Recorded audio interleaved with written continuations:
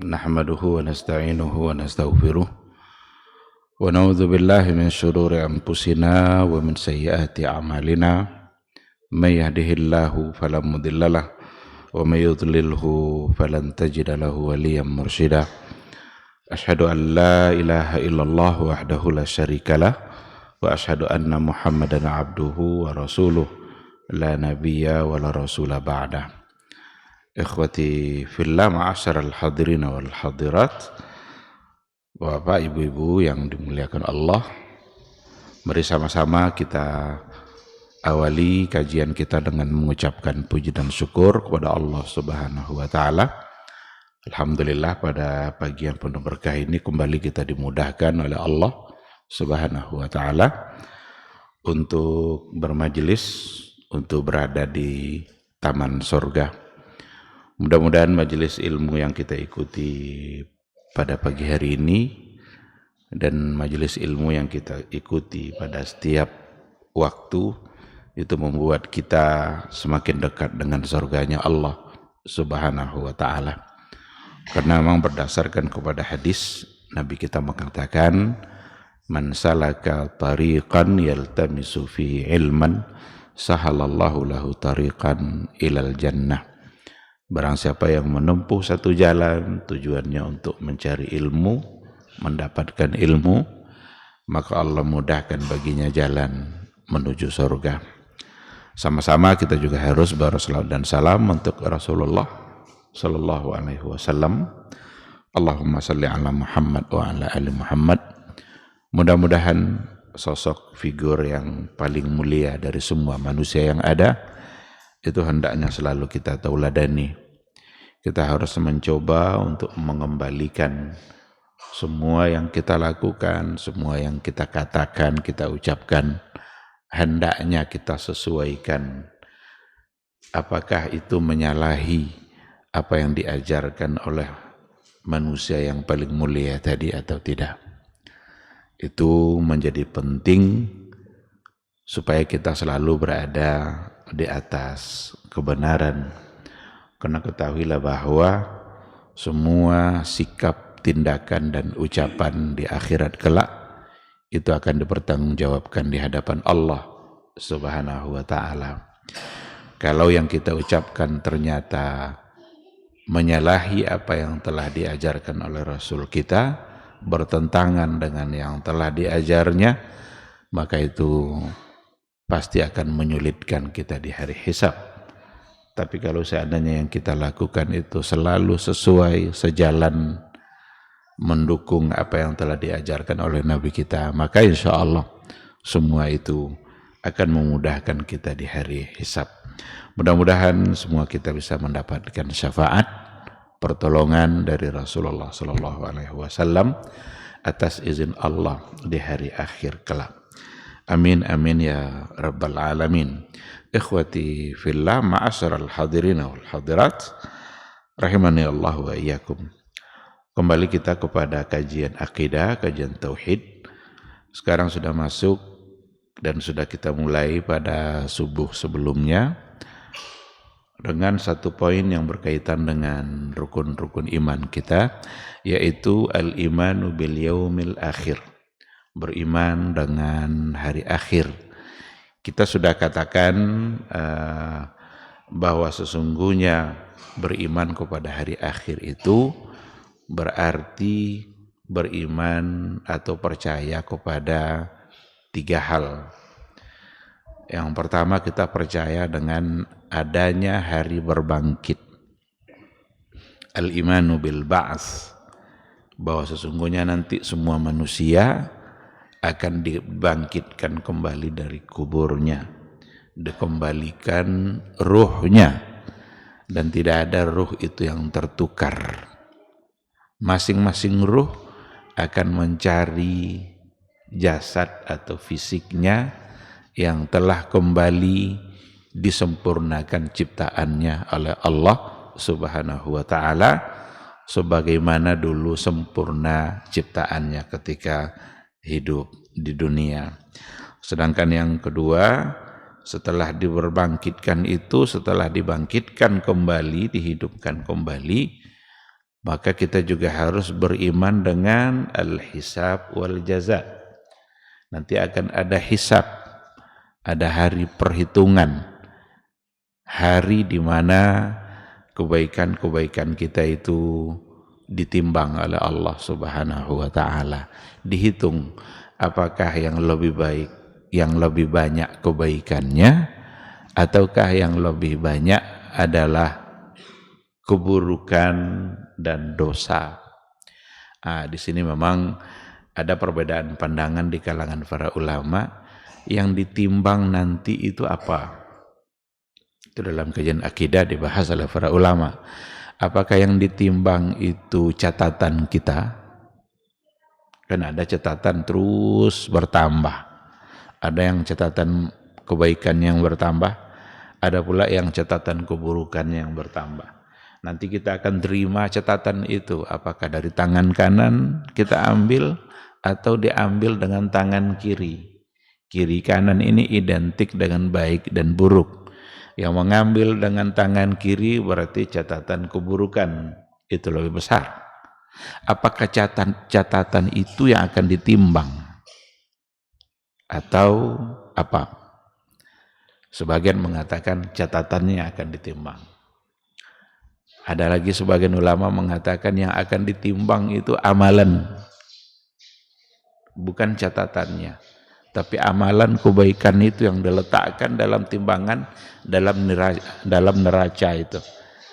Ini yang baik, ini yang buruk, lalu mana yang lebih berat? Ada sebagian yang mengatakan yang akan ditimbang itu badannya kita. Dari mana diambil oleh sebagian ulama yang mengatakan yang ditimbang itu adalah badan. Itu satu peristiwa ketika para sahabat, di situ ada Ibnu Mas'ud. Ada sahabat, ada Ibnu Mas'ud, ada Rasulullah sallallahu alaihi wasallam. Karena angin sedikit agak kencang, maka tersingkaplah betis Ibnu Mas'ud. Ibnu Mas'ud itu orangnya kurus, dan ketika betis itu terbuka, tersingkap oleh angin, nampak kurusnya oleh para sahabat. Ada di antara yang lain sedikit agak tertawa melihat betis yang kurus itu, seolah-olah ada sedikit terucap, kok kurus sekali gitu, sambil sedikit agak nada, mungkin memandangnya agak sedikit kurang. Tapi Rasul mengatakan begini, kalian jangan tertawa dengan betis yang kecil itu. Itu betis itu kalau ditimbang di hari akhirat kelak, itu mengalahkan beratnya bukit Uhud. Berarti betis yang ditimbang. Dari sini yang diambil oleh sebahagian ulama. Jadi ada 3 pandangan.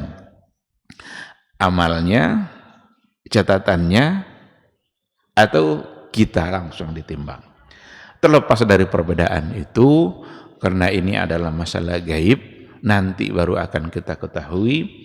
Yang pasti adalah bahwa nanti akan ada timbangan di hari akhir, akan ada hisab, akan ada perhitungan-perhitungan yang diberikan oleh Allah Subhanahu wa taala. Kita tidak peduli apakah yang ditimbang itu adalah kertas catatan atau amalan-amalan kita, atau kita yang harus kita persiapkan untuk hari itu memperbanyak amal selama kita hidup. Semoga semua itu diterima oleh Allah, dimasukkan ke dalam catatan kebaikan. Mau yang ditimbang apa, itu urusan Allah Subhanahu wa taala. Oleh karena itu, setelah berbangkit, setelah dihidupkan kembali, maka yang harus kita percaya berikutnya adalah al-iman bil hisabi wal jaza. Yang ketiga, kalau sudah percaya kepada al-hisabu wal jaza, maka pada poin berikutnya akan ada balasan untuk yang berbuat baik dan ada pula balasan untuk yang berbuat buruk. Maka kita harus percaya pula dengan al-jannatu wan nar, dengan surga dan dengan neraka. Kita harus percaya. Orang-orang yang kebaikannya melebihi, maka akan diberi pula balasan yang setimpal oleh Allah Subhanahu wa taala. Disediakan surga oleh Allah. Tapi satu hal yang perlu kita pahami baik-baik, bahwa sesungguhnya surga itu bukanlah semata-mata untuk membalas kebaikan kita. Bukan semata-mata karena kebaikan itulah kita mendapatkan surga. Tidak. Karena tidak ada surga yang pantas untuk kebaikan kita. Surga mana yang pantas untuk sholat yang tidak pernah khusyuk? Surga mana pula yang pantas untuk puasa yang tidak pernah lepas dari ghibah? Puasa juga tapi ghibah lewat juga.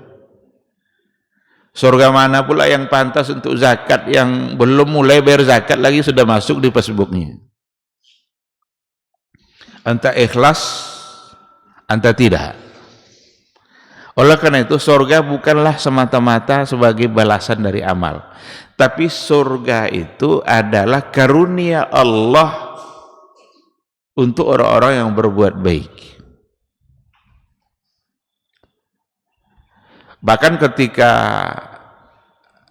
hadis itu, ucapan itu diucapkan oleh Rasulullah SAW di hadapan para sahabatnya, bahwa kita ini masuk surga bukan semata-mata karena amal, tapi karena ridwanullah, karena ridhonya Allah. Maka kita berbuat baik, ikhlaslah karena Allah supaya Allah ridha. Dan sahabat sudah mendapatkan ridha itu. Karena Al-Quran mengatakan radhiyallahu anhum wa radu anhu. Allah ridha dengan mereka. Maka wajar dikatakan sahabat adalah generasi yang terbaik. Mereka sudah mendapatkan ridha Allah. Radhiyallahu anhum wa radu anhu. Jadi beramal solehlah, berbuat baiklah seikhlas mungkin untuk mengejar ridha Allah. Dan dengan ridha itu kita bisa masuk surga. Ketika Nabi mengucapkan itu, bagaimana dengan kamu ya Rasulullah? Kamu masuk surga kira-kira karena amal kamu enggak? Kata Rasulullah, wala ana. Sampai saya pun kalau nanti dimasukkan ke dalam surga, itu bukanlah semata-mata untuk membalas. Syukur seperti apa yang telah kita berikan kepada Allah sehingga pantas dibalas dengan surga. Sudahkah kita benar-benar bersyukur? Sudahkah pantas dibalas dengan surga syukur seperti itu?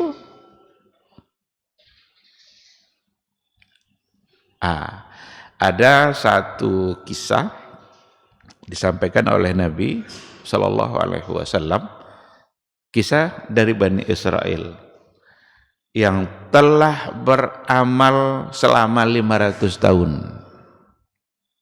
Beramal selama 500 tahun. Lalu ketika dihisab nanti, Allah mengatakan masukkan dia ke dalam surga bukan karena amalnya yang 500 tahun itu, tapi karena ridha Allah terhadap amalan yang telah dia lakukan. Protes dia. Ya Allah, ya Rabbi, sudah 500 tahun saya beramal. Tidakkah amalan 500 tahun itu pantas untuk mendapatkan surga? Dicobalah tes. Dibandingkan amalan yang 500 tahun itu dengan nikmat yang diberikan oleh Allah Subhanahu wa taala. Dicoba tes dari nikmat mata. Ternyata dari nikmat mata yang diberikan oleh Allah saja belum mampu dibalas dengan ibadah yang 500 tahun. Orang dulu umurnya kan panjang-panjang.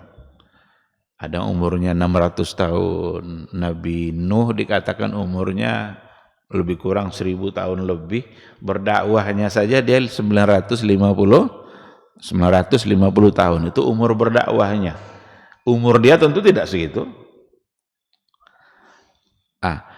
Kita umurnya pendek-pendek, kalau seandainya ditimbang, dibandingkan dengan umur orang-orang dahulu, jauh kalah kita, kesempatan ibadah kita berkurang. Seolah-olah nanti kita-kita yang di akhir zaman ini hanya pantas pada surga yang paling rendah. Kalau mau dihitung seperti itu.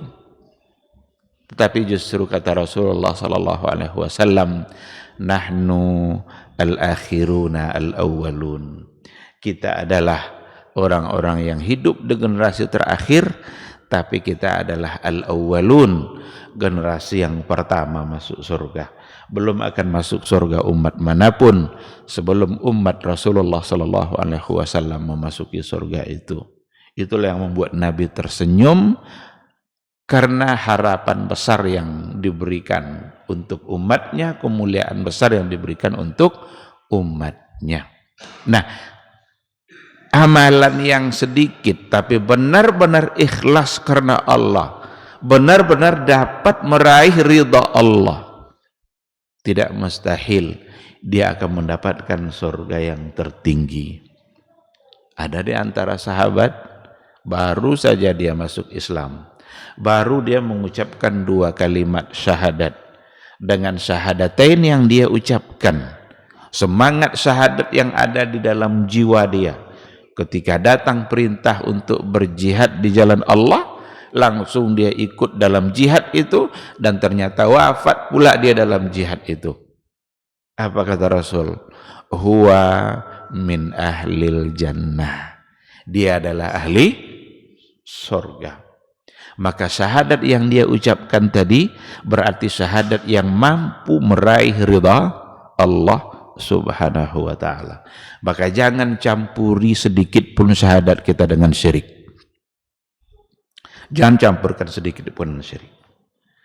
Karena ada di antara sahabat yang bertanya, ya Rasulullah, man as'adun nasi bi syafa'atika yaumal qiyamah. Ya Rasul, siapa yang paling berbahagia nanti untuk mendapatkan syafaatmu di hari akhirat kelak? Siapa orangnya? Kata Rasul apa? As'adun nasi bi syafa'ati yaumal qiyamah man qala la ilaha illallah khalisan liwajhi atau khalisan min qalbi, atau kama qala Rasulullah sallallahu alaihi wasallam.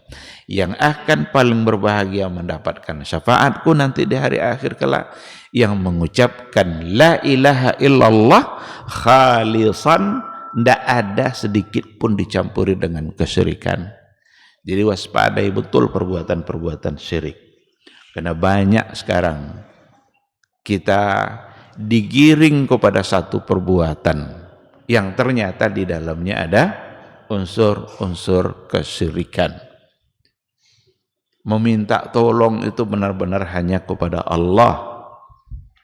Meminta pertolongan, doa, berharap kepada sesuatu di masa yang akan datang itu benar-benar hanya kepada Allah. Iyyaka na'bud wa iyyaka nasta'in.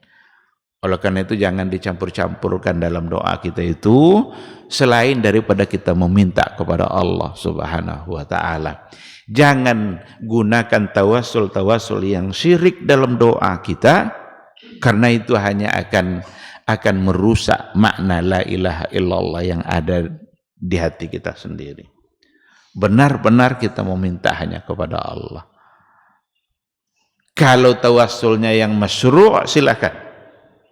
Ini sudah sering kali kita ulang-ulang, tapi penting untuk diulang-ulang karena banyak yang terjebak.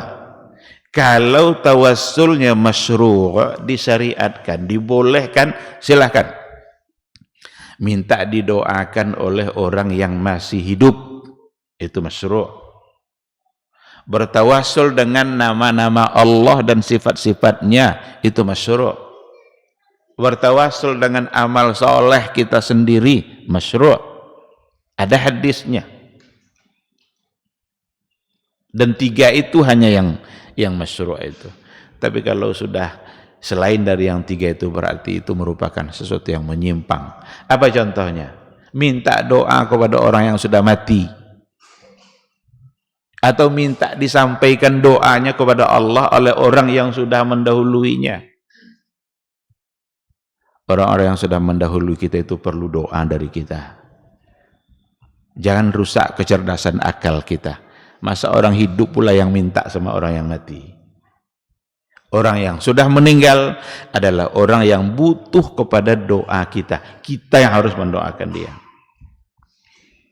Dia sudah selesai takdir hidupnya. Sudah putus kehidupan dunia dia. Sekarang berada dalam kehidupan barzakh. Dan dia memerlukan doa-doa dari yang hidup. Kalau yang meninggal itu adalah ayah, berarti dia perlu doa dari anak-anaknya.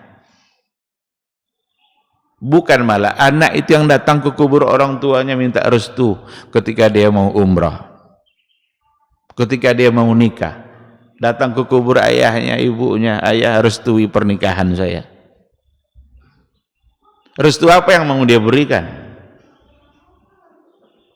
Justru yang diperlukannya adalah doa. Dan bahkan doa-doa dari anak-anak yang soleh itu doa yang diijabah dan dikabulkan oleh Allah Subhanahu wa ta'ala.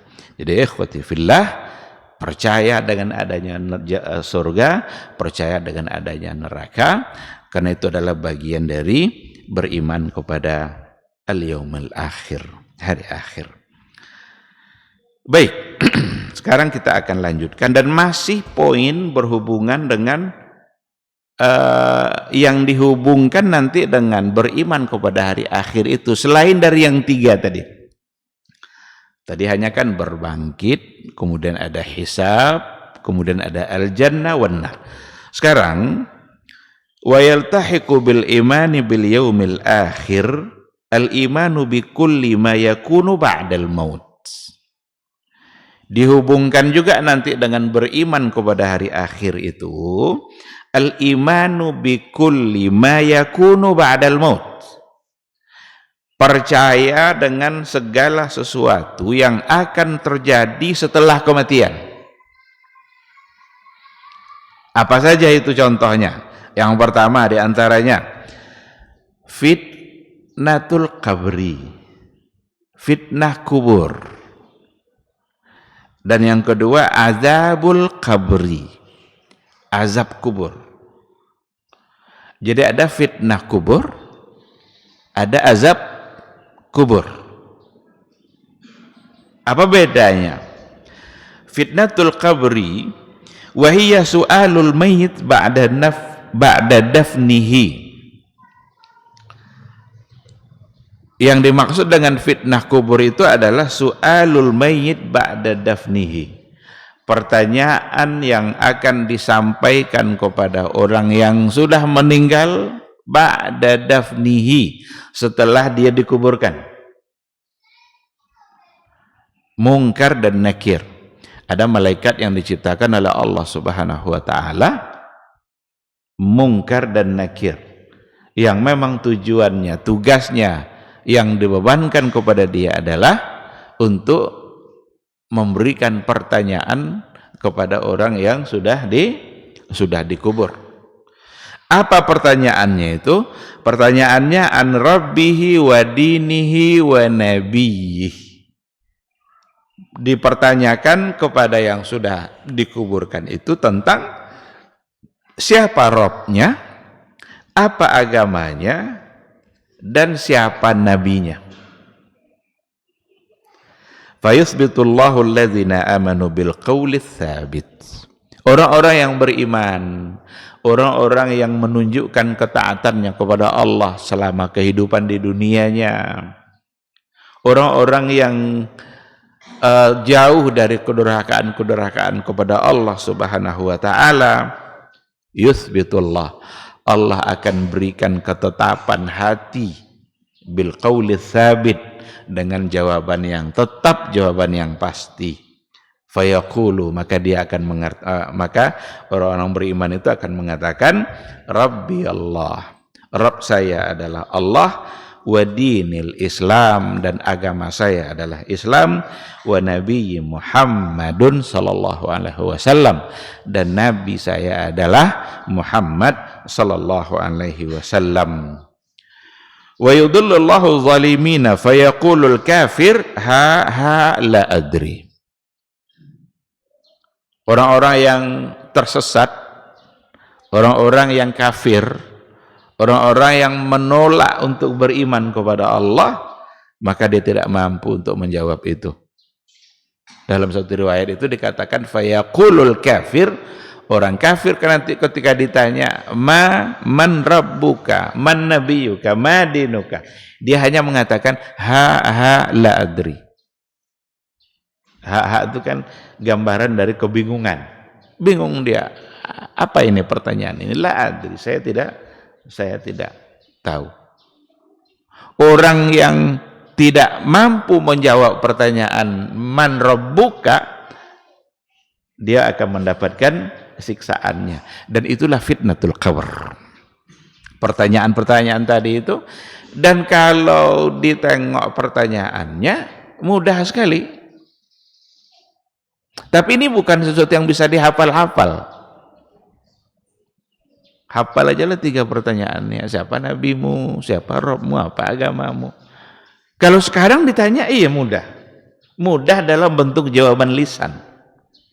Tapi nanti ketika sudah di alam kubur, yang menentukan adalah ketaatan kita terhadap konsekuensi dari jawaban itu. Ketika kita tahu bahwa Rabb kita adalah Allah, apakah konsekuensi dari jawaban Rabb saya adalah Allah itu kita laksanakan tidak dalam kehidupan dunia kita?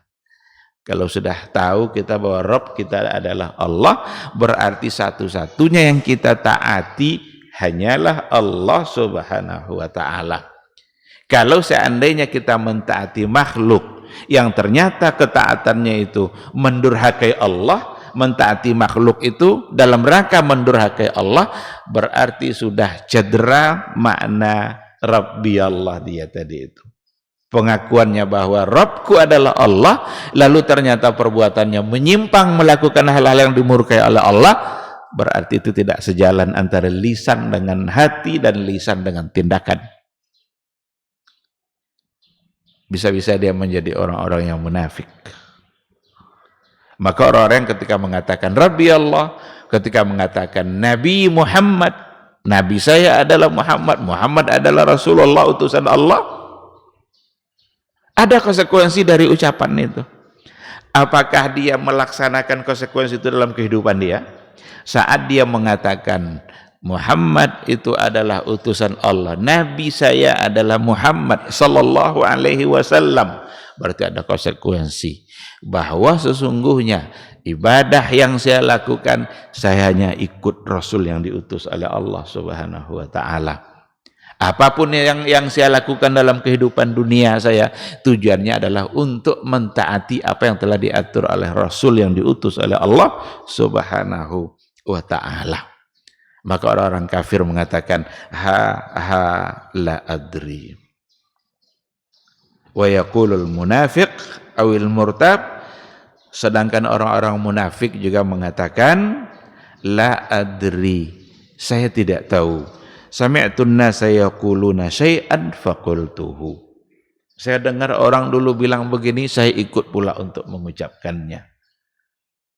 Saya dengar dulu orang mengucapkan ini, faqultuhu, maka saya ikut pula untuk mengucapkannya. Oleh karena itulah dalam beribadah ini gak boleh hanya asal ikut aja. Ini banyak orang begini pula, banyak orang begitu pula. Enggak. Dalam ibadah kita yang paling penting untuk kita lakukan sesuai atau tidak dengan yang diajarkan oleh Rasul kita, agar makna Nabi Muhammad sallallahu alaihi wasallam itu dapat kita buktikan dalam kehidupan kita. Oleh karena itu, fitnah kubur itu adalah su'alul mayyit ba'da dafnihi. 3 pertanyaan, tapi sekali lagi tidak bisa dihafal-hafal secara lisan, tapi harus dihafal secara amalan. Dijaga secara amalan. Jadi ada riwayat-riwayat yang ada dalam hadis Nabi, jaminan-jaminan masuk surga yang sepertinya mudah. Contohnya begini, menghafal Asmaul Husna itu masuk surga. Karena hadis Nabi bilang begini, Sesungguhnya Allah itu memiliki tis'una isman, memiliki 99 nama. Mi'atun illa wahidah, 100 kurang 1. Man hafizaha, atau dalam satu riwayat man ahsaha dakhalal jannah. Barang siapa yang menghafalnya masuk surga. Jadi barang siapa yang menghafal Asmaul Husna berarti masuk surga. Hafallah tuh Asmaul Husna. Tetapi oleh para ulama dalam penjelasannya bahwa yang dimaksud dan menghafal di situ bukan sekedar hifzul lisan. Bukan menghafal secara lisan saja, tetapi hifzul amal, menjaga pengamalannya. Samalah dengan yang ini nih. Bukan untuk dihafal-hafal bahwa Rabbi adalah Allah secara lisan, tapi bagaimana menjaga pengamalan dari konsekuensi ungkapan Rabbi Allah. Kalau sudah dijaga konsekuensi tadi, itulah nanti yang akan mudah dalam menjawab pertanyaan malaikat Mungkar dan Nakir. Dan kita wajib percaya, karena ada orang-orang yang mengedepankan akalnya dalam beragama. Kalau tidak cocok sama akalnya, bagi dia ditolaknya perkara agama ini. Banyak yang menolak azab kubur. Bahkan ada yang mencoba untuk membuktikan iya ndak ada azab kubur, fitnah kubur itu. Pertanyaan tadi iya ndak ada. Ada yang ingin mencoba membuktikan. Karena orang-orang yang berlogika kan seperti itu. Harus ada eksperimennya, harus ada percobaannya. Kalau sudah terbukti, baru nanti dia bisa percaya. Ketika ada orang yang dikubur, dititipnya saat dikubur itu tape recorder untuk merekam suara malaikat. Pas ditimbun, dihidupkan kaset tadi itu untuk merekam suara malaikat.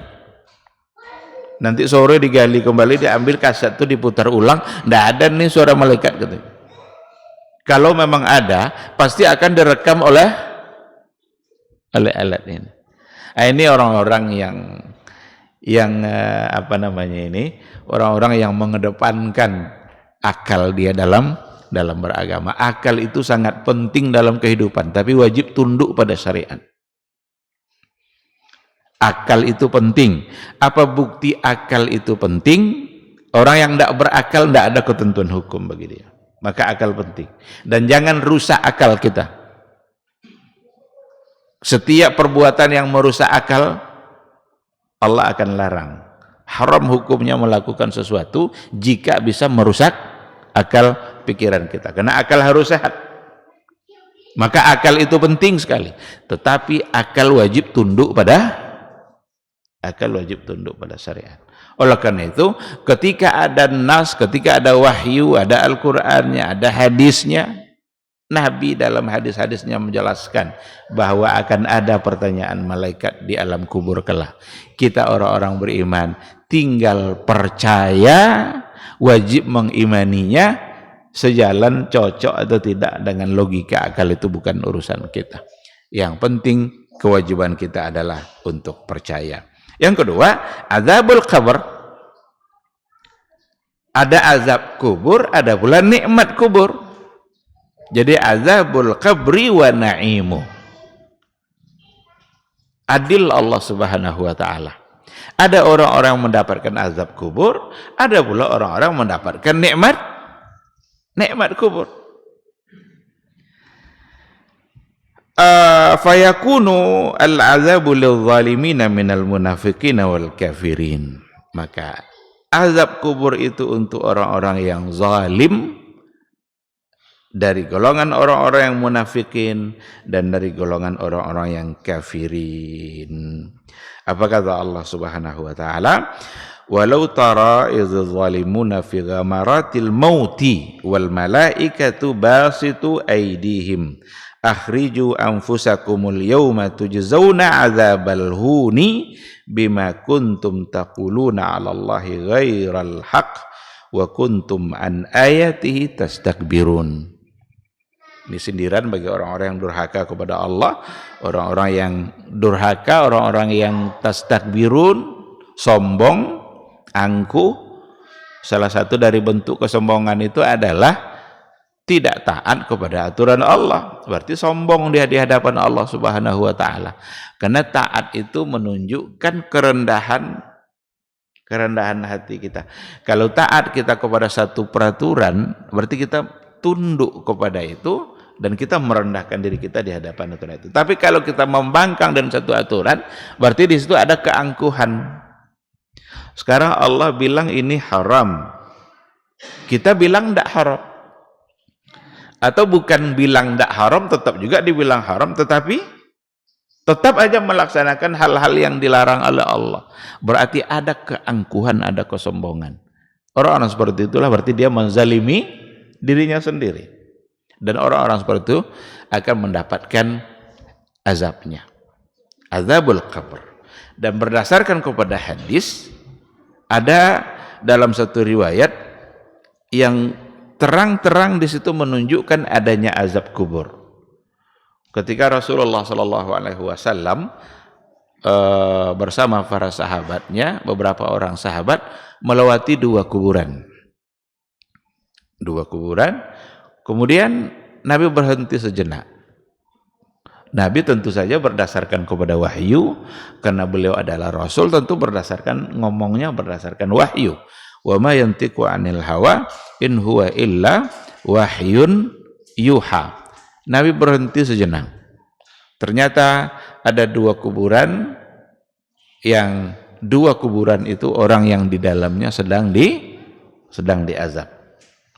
Diambillah oleh Rasul pelepah kurma, lalu dibelah dua, ditancapkan kepada dua kuburan tadi. Dan Rasul mengatakan, mudah-mudahan azab keduanya diringankan selagi pelepah kurma itu basah. Kalau sudah kering, berarti udah. Selagi dia basah, maka mudah-mudahan diringankan azab keduanya. Dan di hadis itu dikatakan wa ma yu'adzabani fi kabir. Mereka diazab bukan pula fi kabir karena dosa-dosa yang besar-besar. Tapi yang diazab itu pertama, dalam hadis itu dikatakan kalau dia qadha hajat, kalau dia pipis, dia tidak istinja. Selesai pipis sudah pakai lagi pakaiannya lalu pergi. Itu salah satu dari penyebab azab kubur.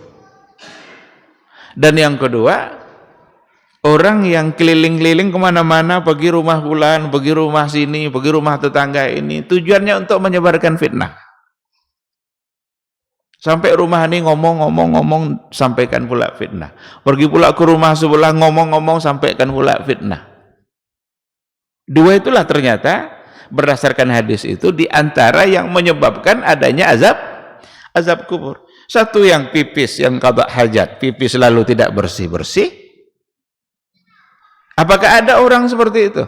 Ada, karena sudah, berarti dari dulu juga sudah ada. Maka perbuatan seperti itu, kalau ada orang pipis lalu ndak istinja baik-baik, berarti sama dengan perbuatan orang yang hidup pada masa Nabi dulu, perbuatan jahiliyah dulu. Itu ternyata menyebabkan azab kubur. Dan yamsi bin namimah, ada orang yang pergi kemana-mana tapi menyebarkan fitnah. Dua ini sebabnya.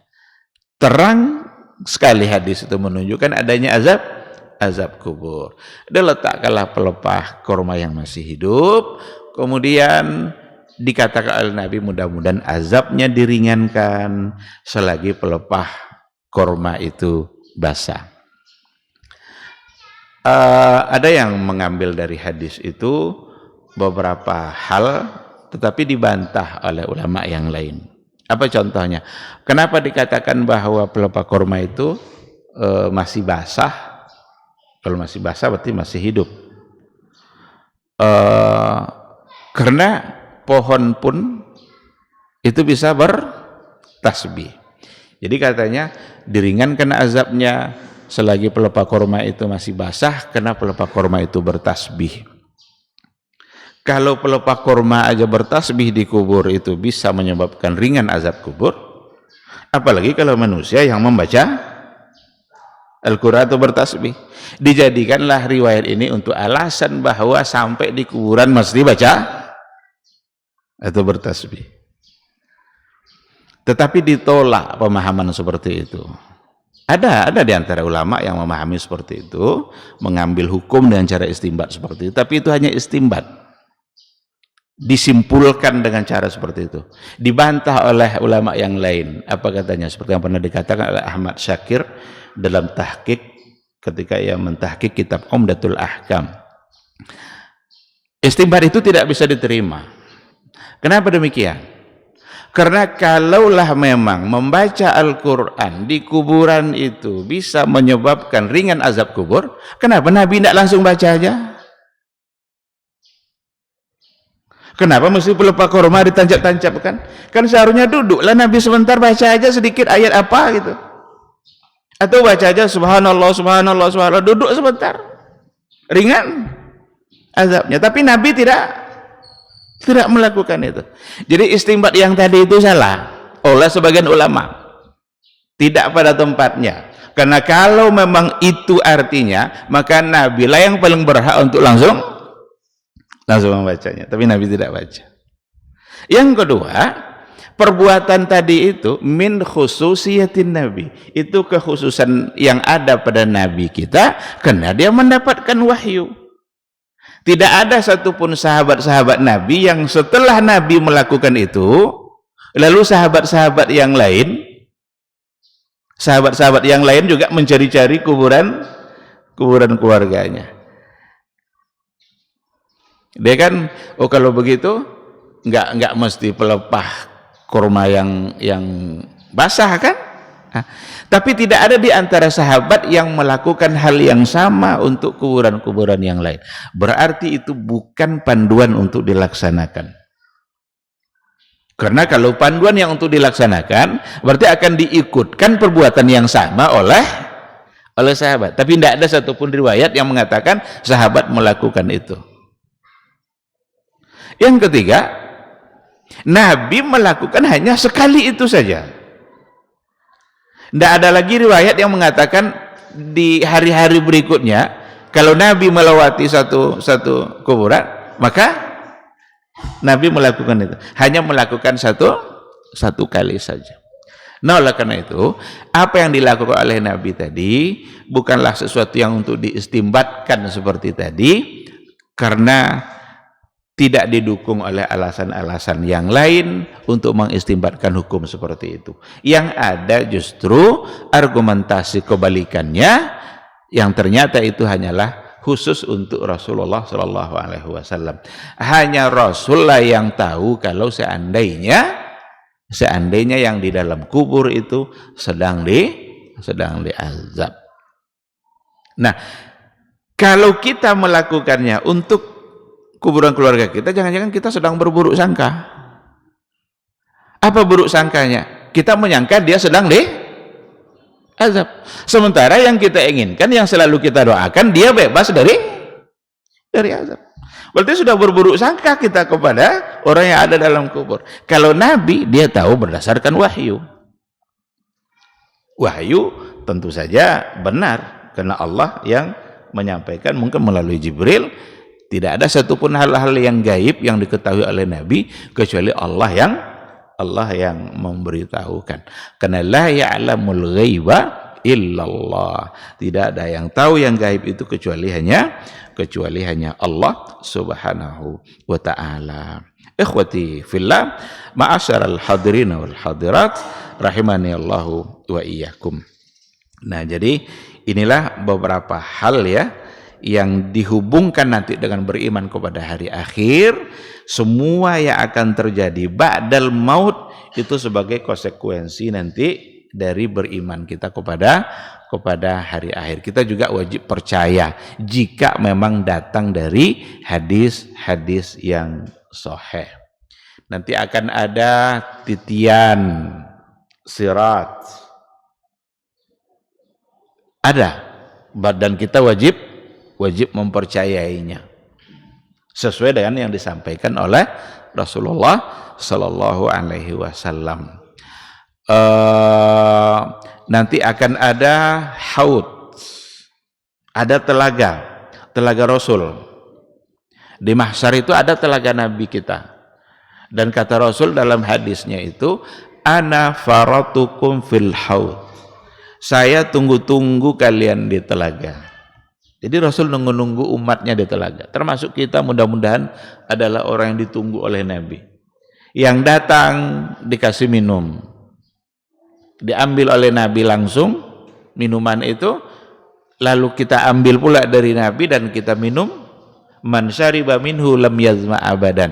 Kalau dia sudah meminum itu, maka dia tidak lagi akan merasa haus. Begitulah nikmatnya minum. Itu belum masuk ke dalam surga itu. Entah kayak apa pula minuman yang ada di dalam surga. Itu di mahsyar, proses menjelang untuk menuju surga. Begitu dikatakan dalam riwayat. Tiba-tiba ada golongan yang datang diusir oleh malaikat. Diusir oleh malaikat. Sohkan, pergi kalian sana.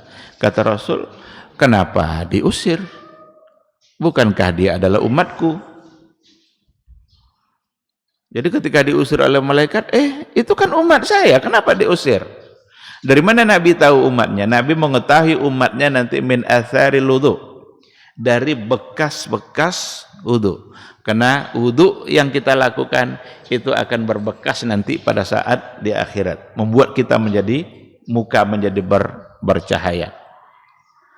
Itu diantara cara Nabi mengetahui. Nah, ketika diusir dan ditanya kenapa diusir, apa kata malaikat? Innaka la tadri ma ahdatsu ba'dak. Kamu enggak tahu apa yang telah mereka lakukan setelah sepeninggalmu. Jadi Nabi wafat, banyak perbuatan-perbuatan yang dilakukan oleh orang dan Nabi sudah tidak tahu. Hadis ini juga membantah keyakinan-keyakinan sebagian orang yang mengatakan bahwa Nabi masih hidup. Jadi macam-macam subuhatnya hari ini, macam-macam penyimpangan akidah yang terjadi pada hari ini. Ada juga lagi yang masih mengatakan bahwa Nabi Muhammad masih hidup, selayaknya hidup kita di dunia nih. Nabi pindah ke alam barzah dan berada pada al-hayatul barzakhiyah. Kehidupan barzah itu masalah alam gaib, hanya Allah yang tahu. Oke, dia dianggap hidup, tapi hanya Allah yang tahu. Bukan hidup seperti kita bisa berbicara sama dia. Karena ada keyakinan sebagian orang sufi itu katanya kalau seandainya dia punya masalah, dia langsung nanya sama Nabi, datang ke kubur Nabi. Jadi nanya dia, ya Rasulullah segini masalah saya. Dapat dia jawaban dari Nabi itu. Itu gulu yang berlebihan dalam persoalan keyakinan. Bahkan untuk mensahihkan sebuah hadis, mendhaifkan sebuah hadis, kalau tidak tahu ini hadis ini sahih atau dhaif, datang langsung sama Nabi nanya. Ya Rasul, ini hadis ini dhaif ini atau sahih kata. Dapat dia jawabannya.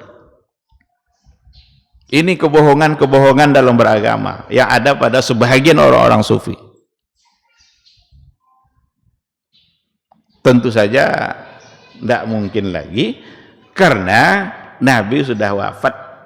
Ayat Al-Quran yang mengatakan sudah wafat. Umar bin Al-Khattab saja karena cintanya sama Nabi, dia kan tidak sanggup juga menerima kenyataan wafatnya Nabi itu kan. Tapi ketika dibacakan ayat oleh Abu Bakar As-Siddiq, wa ma Muhammadun illa rasulun qad khalat min qablihi rusul afa immata au qutila. Kata-kata afa immata ternyata itu adalah isyarat bahwa saatnya nanti Nabi akan mati, akan wafat.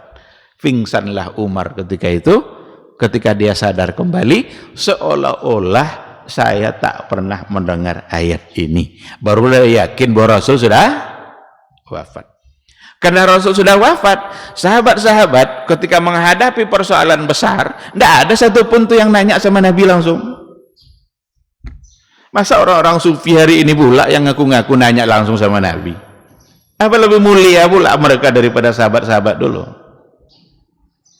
Tidak ada generasi yang lebih mulia daripada generasi sahabat.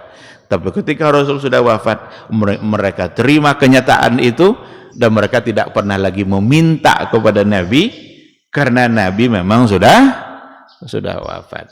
Dulu ketika Nabi hidup, mereka banyak permohonannya kepada Nabi agar Nabi yang berdoa. Dan itu bisa. Karena Nabi masih hidup. Tapi ketika dia sudah wafat, maka tentu saja tidak lagi terjadi. Hadis tadi memperkuat itu. Innaka la tadri ma ahdatsu ba'dak. Engkau tidak tahu apa yang telah mereka lakukan. Berarti Nabi Muhammad tidak lagi punya pengetahuan tentang apa yang terjadi setelah dia wafat. Dalam penjelasannya siapakah yang dua yang diusir tadi? Yang pertama adalah al-murtaddin, orang-orang murtad, orang-orang meninggalkan keyakinan yang diajarkan oleh Nabi. Baru saja Nabi wafat, banyak orang-orang murtad. Banyak orang-orang menolak bayar zakat karena dikiranya bayar zakat itu hanya ketika Nabi masih hidup. Dan yang kedua adalah orang-orang yang merubah-rubah agama. Jadi ada yang murtad, menolak. Yang kedua, merubah-rubah agama. Apa yang telah diajarkan Nabi tidak lagi seperti yang diajarkan itu, tapi mereka rubah-rubah. Ternyata mereka diusir dari telaga dan tidak berhak untuk mendapatkan minuman dari Nabi. Ketika sudah diketahui alasan itu, maka Nabi pun ikut mengusirnya. Bu'dan liman badala dini. Udah menjauh bagi orang-orang yang telah merubah-rubah agamaku. Nah, jadi ikhwati fillah, ada haud, ada telaga Rasulullah sallallahu alaihi wasallam, dan kita ikut dan wajib pula kita ikut untuk meyakini itu karena memang berdasarkan kepada hadis-hadis yang ada. Oleh karena itu, apa saja yang akan terjadi ba'dal maut jika datang dari hadis-hadis yang sahih, itu menjadi bagian dari keimanan kita kepada hari akhir. Kemudian pada poin yang terakhir sebelum kita bertanya jawab, walil imani bil yaumil akhir samaratun jalilah. Beriman kepada hari akhir itu ada buahnya. Apa yang akan kita dapatkan dengan beriman kepada hari akhir itu? Untuk apa kita percaya kepada hari akhir itu? Yang pertama adalah ar-raghbatu fi fi'li ta'ah wal hirsu 'alaiha. Untuk membuat kita semakin bersemangat untuk melakukan ketaatan kepada Allah dan menjaga ketaatan itu. Raja'an li thawabi dzalikal yaum. Untuk berharap kita mendapatkan balasannya dari Allah pada hari itu. Jadi yang pertama sekali, beriman dengan hari akhir, dan kita tahu bagaimana keadaan hari akhir itu seperti yang digambarkan sekilas kemarin itu, harus mampu membuat kita semakin mencintai perbuatan taat, semakin bersemangat untuk taat kepada Allah, dan menjaga ketaatan itu konsisten, istiqamah dalam ketaatan. Itu yang pertama.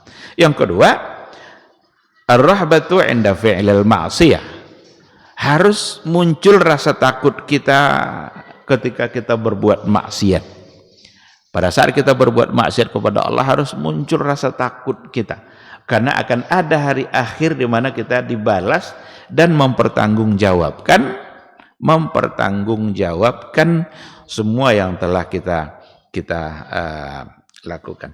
Jadi di satu sisi muncul kecintaan untuk berbuat taat, di sisi yang lain muncul rasa takut kita untuk berbuat maksiat. Dan yang ketiga, beriman kepada akhir itu sesungguhnya adalah tasliyatul mu'min amma yafutuhu minad dunya.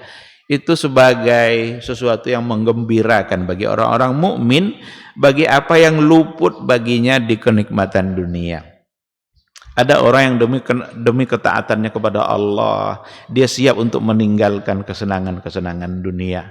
Tapi ketahuilah, kesenangan dunia yang sekarang dia abaikan demi taat kepada Allah, sungguh nanti di hari akhir akan mendapatkan kenikmatan yang jauh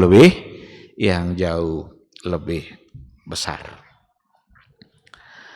Ini mungkin yang bisa kita sampaikan. Ada sebenarnya pembahasan pada bagian akhir dikatakan ada di antara kelompok orang-orang yang menolak adanya hari kiamat, yang menolak adanya azab kubur, menolak, tidak menerima adanya fitnah kubur. Tapi semua itu terbantahkan, dibantah oleh ayat atau hadis, dibantah oleh kenyataan-kenyataan yang ada, fakta yang ada, dan dibantah oleh akal dan logika. Jadi 3 hal yang bisa membantah orang yang tidak meyakini ada hari berbangkit. Berarti tidak percaya bahwa Allah mampu untuk menghidupkan kembali. Tapi itu terbantahkan semua. Kalau ayatnya sekira sudah jelas. Banyak ayat-ayat yang hadis yang menolak itu semua. Yang kita katakan dari kemarin itu ayat-ayat yang memastikan adanya hari berbangkit. Secara fakta saja, dan memang nampak kemampuan Allah untuk menghidupkan kembali orang yang sudah mati. Apa contohnya? Ada dulu pada masa Nabi Musa.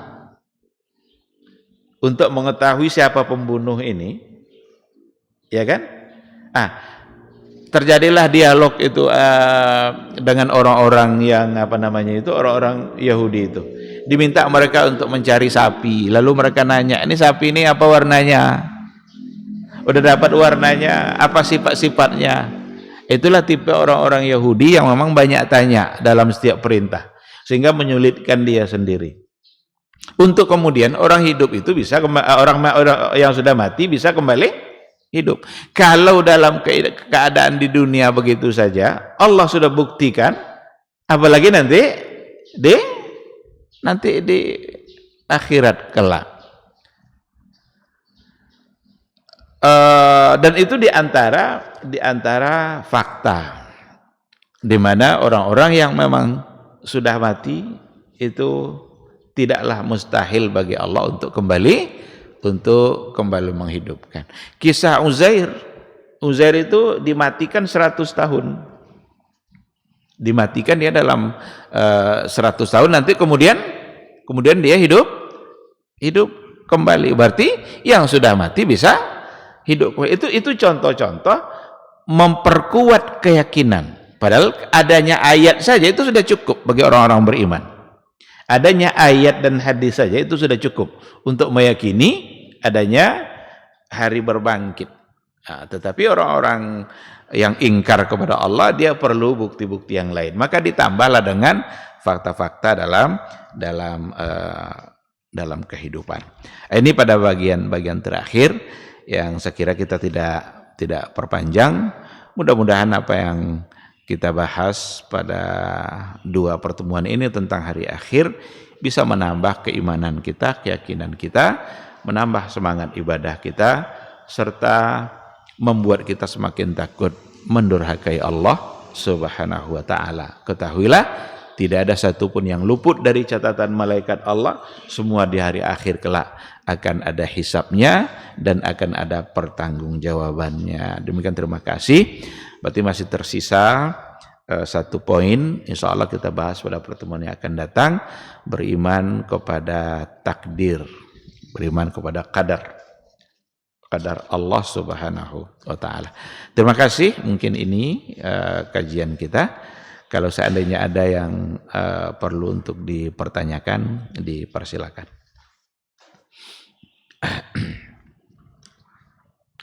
Silakan.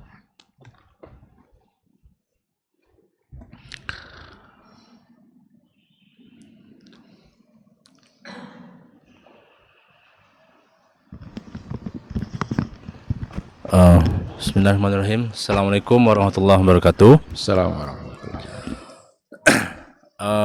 Gini Ustaz, ada beberapa doa yang biasa kita baca sebelum tasyahud akhir.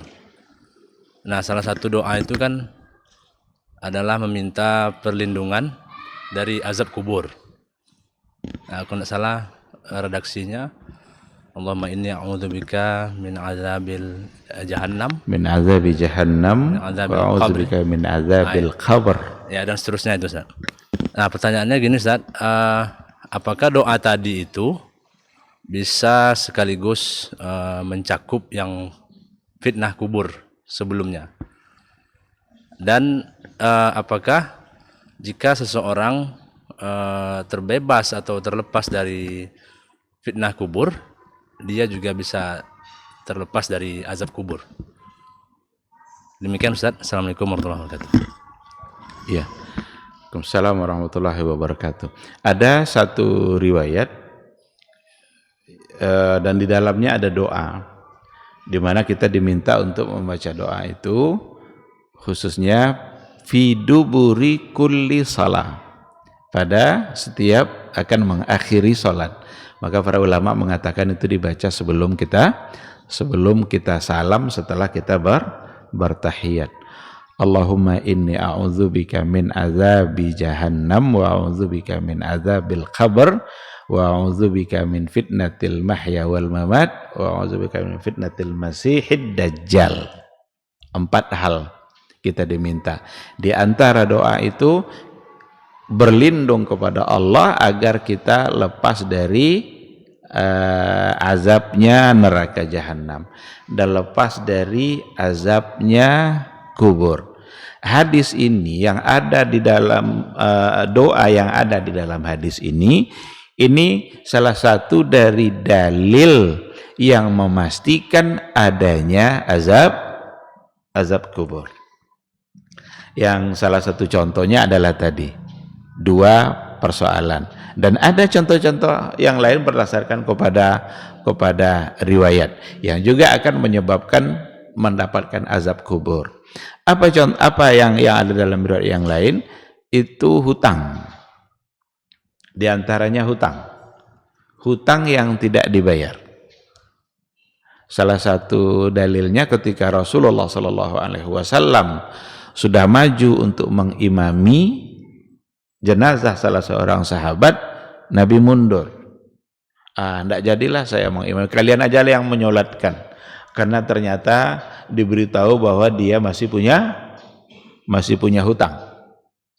Tiba-tiba ada Abu Dzar atau ada yang bilang Abu Qatadah mengatakan, ya Rasulullah, ana dhamin, saya yang menjamin hutang itu ya Rasulullah. Karena sudah ada yang menjamin, Nabi kembali maju untuk mengimami. Tadi Nabi mau mundur, tidak mau ikut, kalian aja lah katanya. Tapi karena ada yang menjamin, Nabi maju. Selesai sholat lalu dikuburkan. Beberapa hari berikutnya ketemulah Rasul dengan Abu Dzar atau Abu Qatadah. Gimana jaminan kamu kemarin, sudah kamu bayar belum? Katanya lupa ya Rasulullah. Lupa, dia tidak boleh jadi dia. Bayar cepat katanya, dibayarlah oleh yang menjamin tadi. Saat itu Nabi mengatakan al-ana barudat, baru sekarang dia merasa dingin. Al-ana barudat, baru sekarang merasa dingin. Berarti sebelum dibayar kemarin dia tersiksa, dia mendapatkan siksaan karena hutang yang tidak dia bayar. Ini juga pelajaran besar bagi kita selagi kita hidup ini, mana hutang-hutang yang belum dibayar segera untuk dibayar. Dan itu juga lah sebabnya kalau ada orang meninggal kan disampaikan siapa di antara saudara-saudara yang punya hutang, silahkan temui kami sebagai ahli waris. Itu tujuannya itu. Dan harta warisan jangan dibagi dulu sebelum hutang selesai dibayarkan. Bayar hutangnya dan hartanya sendiri. Bagaimana kalau seandainya jumlah hutangnya sama dan jumlah warisannya? Umpamanya harta warisan 100 juta, hutang rupanya 100 juta juga. Bayar semua hutang itu. Itu apa untuk kami lagi Ustaz? Tidak ada untuk kalian.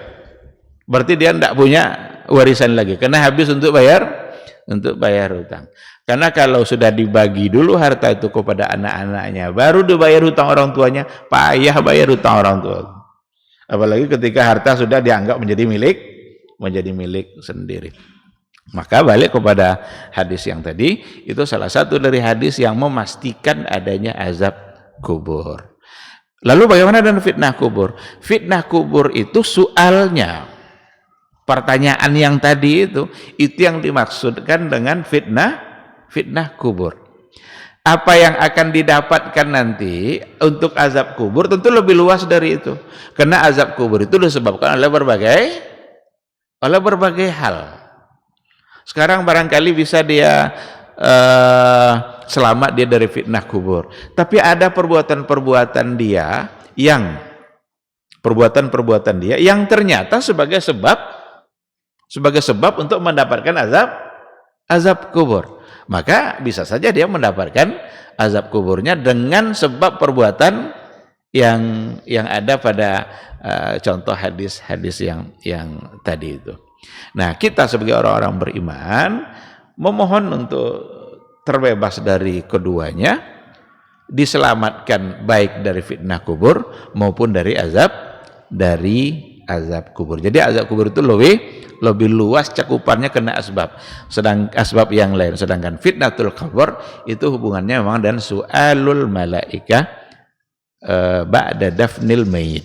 Pertanyaan malaikat setelah dia dikuburkan. Sekira seperti itu. Wallahu subhanahu wa ta'ala a'lam.